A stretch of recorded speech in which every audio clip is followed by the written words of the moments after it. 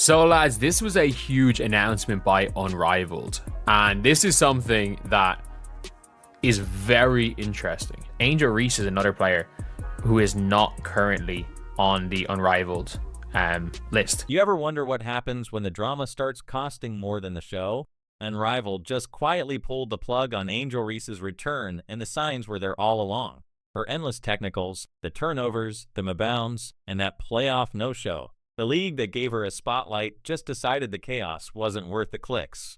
The same Angel Reese who once bragged about bringing energy to every team, that spark just burned her bridge. Multiple sources say Unrivaled didn't forget who left them hanging during the playoffs. This isn't a negotiation delay. It's a quiet breakup dressed as a roster update. Let's unpack how Reese went from face of the Unrivaled to fired from the league. Do you think Unrivaled made the right decision to fire Reese? Let us know down in the comments below. Unrivaled, they've named most of their players coming for the year 2, the second season.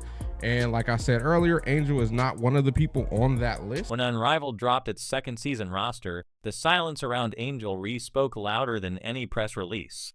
Her name, once front and center on every poster, was gone. No injury report, no statement, just absence. People online started asking if this was an oversight or a message. And honestly, given her track record, it's hard to argue it wasn't both. The player who proudly called herself the first ever Unrivaled champion had somehow disappeared from the very league she helped launch. The league that once promoted her as the face of competition apparently decided it didn't want to see that face again. Angel Reese 3-on-3, Part 10. Let's get it. Angel Reese 3-on-3, Part 10, let's get I it! hope you have window insurance. Bang! Not sure if I've ever seen her pass the ball. Let's see if it happens on this possession. Reese goes to her patented dipsy-doo. Let's see it.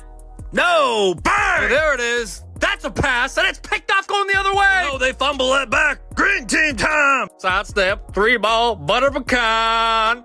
Bang! Reese's puff with the rebound. Chitty chitty bang bang! You'll need to find something you love as much as Angel Reese loves her mid-range. Beautiful. Reese came into Unrivaled's first season like she had something to prove. She talked about changing the game and bringing swagger to women's basketball. Early on, she had moments, big stat lines, crowd energy, and plenty of interviews where she branded herself as unstoppable. But that confidence quickly looked like static.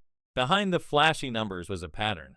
Turnovers piling up, constant technical fouls, and body language that screamed she was playing for cameras more than teammates. Teammates reportedly noticed that, too, and not in a good way. They saw her podcasting and curating her social feed mid-season, even as the playoff race tightened. It became easy to wonder whether her head was in the game or still in the comments section. I had no idea that Angel Reese didn't even bother to show up. Did not show up to support her teammates. It was that unimportant, but yet took a victory lap that you won a championship? You got to be joking. Angel Reese beating her ship. What y'all gonna say now? Now that I have this unrivaled championship that I didn't even think to attend. When the Unrivaled playoffs arrived, she didn't. Reese sat out those final games and fans saw her celebrating through a phone screen instead of on the floor. Her team carried on without her while she cheered from a FaceTime window like a distant relative. For a player who called herself a champion, the timing couldn't have been worse. From the outside, it looked less like a break and more like bailing when things got hard. That decision built a reputation that's followed her into every locker room since unreliable when it matters the most. And the frustration wasn't limited to Unrivaled. Over in the WNBA, the Chicago Sky saw the same pattern take shape. Her rookie season ended early with a wrist injury and followed suit by a sophomore season that ended with a bad back. However, a few weeks later, Reese made plenty of social appearances and brand deals that didn't seem to require much recovery time. And this championship game was so unimportant. She's like, nah, I'm good. I'll watch from home. I'll watch this stream from home, and I'll FaceTime in if we win. This league has got to figure out a way to honor Angel Reese in all this. That's right. The tension inside the Sky reportedly grew when those injuries coincidentally resolved once the spotlight shifted elsewhere. Coaches were said to question her focus, with teammates left guessing whether she'd show up ready to compete or leave mid-campaign again. Patterns like that stick. In pro sports, talent only covers so much, especially when it looks like someone's dedication expires as soon as accountability shows up. Reese's exits started to look like habits, and by her sophomore year, that reputation overshadowed any box score. Even Unrivaled, built on personality as much as play, started to realize the personality was more trouble than it was worth. Inside league circles, whispers grew louder. No public drama, but quiet decisions being made. Unrivaled wanted to establish stability heading into Season 2, and one unreliable star doesn't fit into that kind of vision. Reports say executives noticed that when her name trended, it wasn't for her play, but for something messy off the court. The optics had turned sour. Sponsors hesitated, players rolled their eyes, and the league's image got tied to unnecessary drama. Eventually, the simplest fix became the most brutal one. Leave her out. I'm telling you, there's nobody in the world better at chasing down their own block shot than Angel Reese. One door closes, another opens. Look at that. Bang! Time to put respect on Angel Reese positioning under the basket. Look at the leverage she gets. Brianna Stewart, you're locked and loaded, girl. Rebound, Lexi Hole. Look at the seal out by Reese. What an opening. Easy layup. Bang! Bang! How about we finish off with some free throws? Flick of that wrist, bounce that ball. Flickety, flickety, boogity, bop. The decision to exclude her didn't need a formal announcement. Just skip her name on the roster and let everyone else do the talking. If fans wanted closure, they weren't going to get it from Unrivaled. The message was simple. This time, they weren't waiting for Ree to walk out. They quietly locked the door behind her. The same athlete who once framed herself as the league's pioneer suddenly looked like its cautionary tale. After all, how can you lead a team when your reputation is built on leaving them behind? The firing signals more than personal fallout. It shows a shift in women's basketball culture where stars are finally being held to the same accountability they tweet about. The league noticed that charisma without commitment wears thin fast, and performance speaks louder than followers. Other players are stepping up with professionalism and consistency, reshaping what leadership looks like in modern women's hoops. And Unrivaled, by drawing this line, has made it clear that no amount of noise can drown out the new standard. Unrivaled originally treated Angel Reese like its crown jewel. Every promo leaned on her name, every clip centered around her reactions, and every highlight package made sure her face popped up first. The league flooded social media with her content, racking up more than 31 million views across platforms. It was hard to scroll without seeing Reese hyping herself as the sport's new powerhouse. The buzz worked for a few days. She was trending. The league was winning, and everyone seemed convinced that drama equaled growth. Then the numbers collapsed. After that first weekend, TV audiences dropped to around 100,000 per game, cutting 2/3 of the viewers. The memes stayed. The real fans didn't. You could scroll through endless clips of her trash talking or high-stepping after missed shots. But the same people flooding comment sections weren't showing up to watch full games. The league's analytics team saw it plain as day. Virality without loyalty. It turned out that a storm of clicks doesn't fill seats or charm sponsors into writing checks. You just never know. You just never know with all the shit that's going on right now with the Chicago Sky, with all the shit that's going on with her. The internal conversations changed tone fast. League executives who once touted Ree as Unrivaled's front-facing star started asking the obvious question: does this attention make us money or just noise? Sponsors weren't blind to the pattern.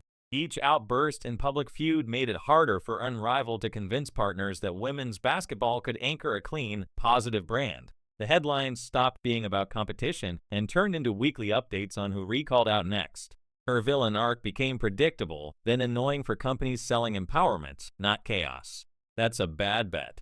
Behind the scenes, reports say Unrivaled's marketing department saw the return on investment chart slide into dangerous territory.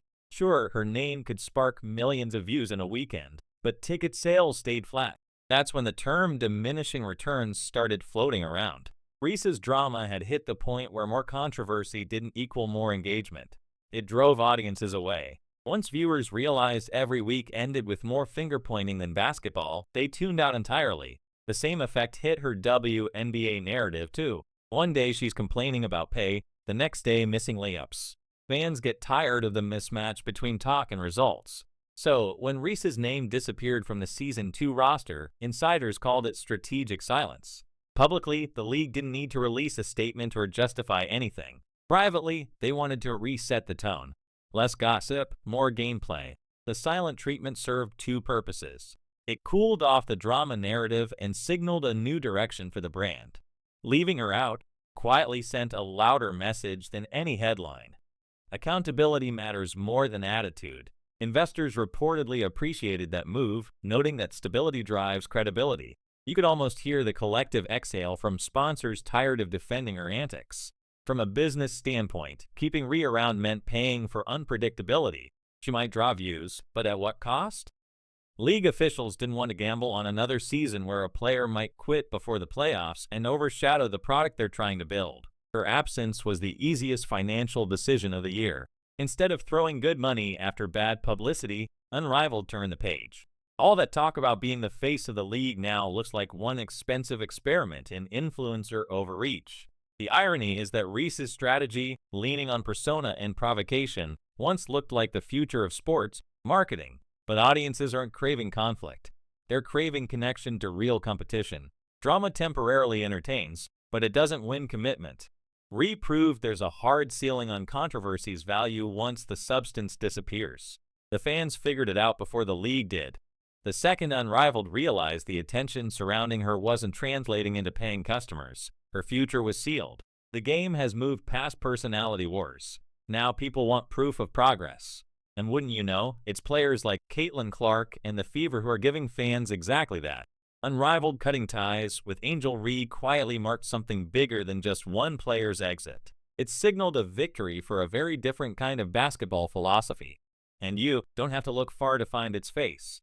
Caitlin Clark has become the model for how to lead without chaos, how to grow a team by lifting everyone around you instead of chasing headlines. The contrast is too sharp to ignore. While Reese seemed busy curating her persona, Clark built one around consistency, results, and patience. The more Reese clashed with teammates and critics, the more Clark empowered hers. The league's message couldn't be clearer. The future belongs to players who treat focus as part of their brand. Clark's Indiana Fever aren't just improving. They're evolving into the kind of cohesive group women's basketball has been waiting for. In 2024 and 2025, their chemistry became the talking point of every game.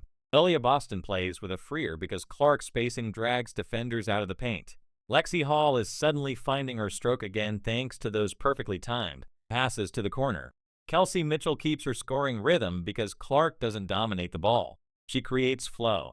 And then there's Sophie Cunningham, who slid into the lineup, bringing toughness that Clark amplifies rather than overshadows. None of this requires shouting or arm-waving on national TV. It's quiet leadership that works through trust, timing, and repetition. Coaches rave about Clark's adaptability. They point out how smoothly she reads game situations and how rarely she forces her own highlights. Unlike the kind of play that puts individual stats above structure, Clark has turned unselfish decision-making into her signature move. People call it the Clark effect because everyone around her gets better. The scoring spreads, the spacing sharpens, and the locker room stays steady. You can see it on players' faces. They're engaged, buying into something lasting. That kind of stability doesn't trend online the same way a feud does, but it always wins long-term, and the results are visible far beyond the court. The Fever's attendance has jumped to record levels, merchandise sales are rising, and media outlets are fighting for broadcast rights. In just 2 seasons, Clark managed to build what most franchises spend a decade chasing: identity and trust. Sponsors who once hesitated to invest in women's hoops are now calling the Fever first. They see reliability, professionalism, and a product families actually want to support. That's what the league needs to sustain growth. Meanwhile, Reese's old teams are sorting through drama, half-empty arenas, and exhausted PR departments. The numbers don't lie. Fans gravitate to authenticity and effort. Redemption in women's basketball isn't about a flashy comeback story anymore. It's about consistent commitment. Clark represents a new kind of redemption, one built on discipline and composure. Her calm under pressure is redefining star power. When things get tense in the fourth quarter, she doesn't point fingers. She calls plays that bring everyone together. That's the kind of leadership that multiplies wins. And it's why the Fever look like the blueprint for the next era of the game. Compare that with Chicago, where every offseason seems to start with rebuilding phrases like new identity or fresh start. Those phrases are just codes for instability, which has followed Rhea everywhere she's gone. Every league eventually reaches a moment when it decides what kind of stars it wants leading the way. For women's basketball, that moment arrived the minute Unrivaled left Rhea off the roster and doubled down on players whose brands don't need micromanaging. The balance of power has shifted firmly toward players who treat the court like a workplace and their teammates like partners, not props. Clark embodies that professionalism without ever preaching about it. You can read it in the way her teammates celebrate small successes or how she deflects praise in post-game interviews. As women's basketball steps into the mainstream, those two archetypes, Reese's volatility and Clark's stability, are rewriting what defines a star. Leagues are no longer chasing noise. They're chasing leaders who deliver trust. That's why executives, fans, and sponsors alike are lining up behind the Clark model. It doesn't just win games, it builds something sustainable. And now, as Indiana fine-tunes for the stretch run, it feels like the rest of the sport is finally catching up to that reality. One perfectly timed assist at a time, unrivaled cutting. Reese loose feels like the moment women's basketball finally chose performance over noise. Fans have seen enough drama disguised as confidence. They're showing up now for players who actually build teams. That shift makes sense. Loyalty follows effort, not volume. The Fever prove it daily, showing how shared growth draws real attention. While Reese's exits left headlines, Clark's leadership keeps creating moments teams can build on. As the Fever head into the offseason, leagues everywhere seem to understand the new equation. Drama trends briefly, but discipline, chemistry, and steady leadership turn attention into something permanent, winning cultures. Do you think Unrivaled made the right decision to fire Ree? Let us know down in the comments below. Like, subscribe, and turn on all notifications so you never miss out. Click the video on the screen, and we will see you in the next